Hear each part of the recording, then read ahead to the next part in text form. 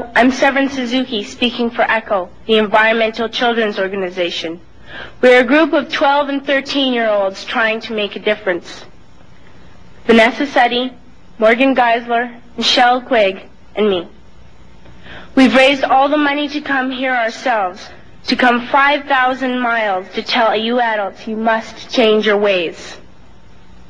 Coming up here today, I have no hidden agenda. I am fighting for my future. Losing my future is not like losing an election or a few points on the stock market. I am here to speak for all generations to come.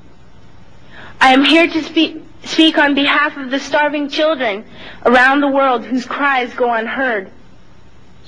I am here to speak for the countless animals dying across this planet because they have nowhere left to go.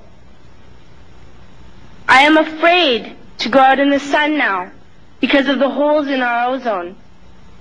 I am afraid to breathe the air because I don't know what chemicals are in it. I used to go fishing in Vancouver, my home, with my dad, until just a few years ago we found the fish full of cancers. And now we hear of animals and plants going extinct every day, vanishing forever. In my life, I have dreamt of seeing the great herds of wild animals, jungles and rainforests full of birds and butterflies. But now I wonder if they will even exist for my children to see. Did you have to worry of these things when you were my age? All this is happening before our eyes, and yet we act as if we have all the time we want and all the solutions. I'm only a child, and I don't have all the solutions. But I want you to realize, neither do you. You don't know how to fix the holes in our ozone layer. You don't know how to bring the salmon back up in a dead stream. You don't know how to bring back an animal now extinct. And you can't bring back the forest that once grew where there is now a desert. If you don't know how to fix it, please stop breaking it. Here, you may be delegates of your government, business people, organizers, reporters, or politicians, but really, your mothers and fathers, sisters and brothers, aunts and uncles, and all of you are someone's child. I'm only a child, yet I know we are all part of a family, 5 billion strong. In fact, 30 million species strong. And borders and governments will never change that. I'm only a child, yet I know we are all in this together and should act as one single world towards one single goal. In my anger, I am not blind, and in my fear, I am not afraid of telling the world how I feel. In my country, we make so much waste. We buy and throw away, buy and throw away, buy and throw away, and yet northern countries will not share with the needy. Even when we have more than enough, we are afraid to share. We are afraid to let go of some of our wealth.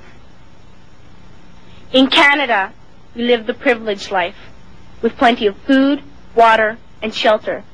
We have watches, bicycles, computers, and television sets. The list could go on for 2 days. 2 days ago, here in Brazil, we were shocked when we spent time with some children living on the streets. This is what one child told us. I wish I was rich.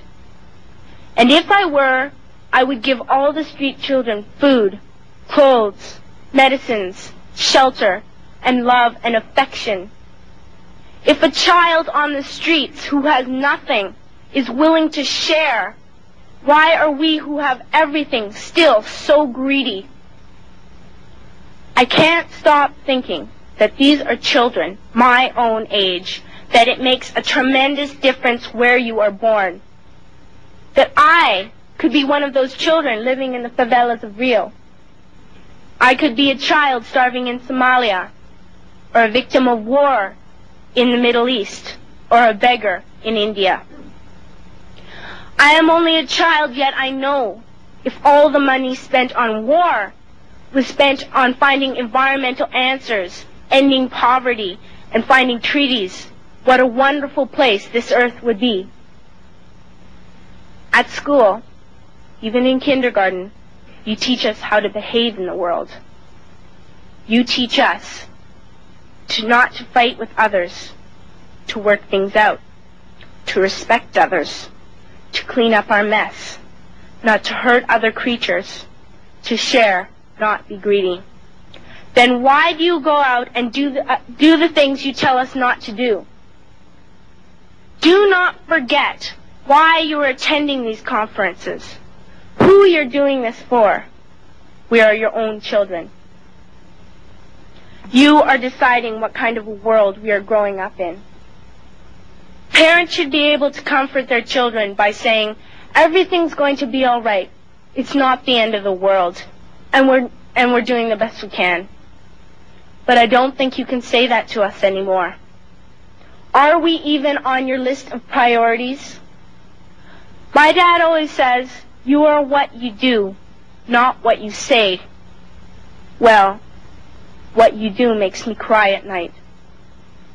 You grown-ups say you love us, but I challenge you, please, make your actions reflect your words. Thank you.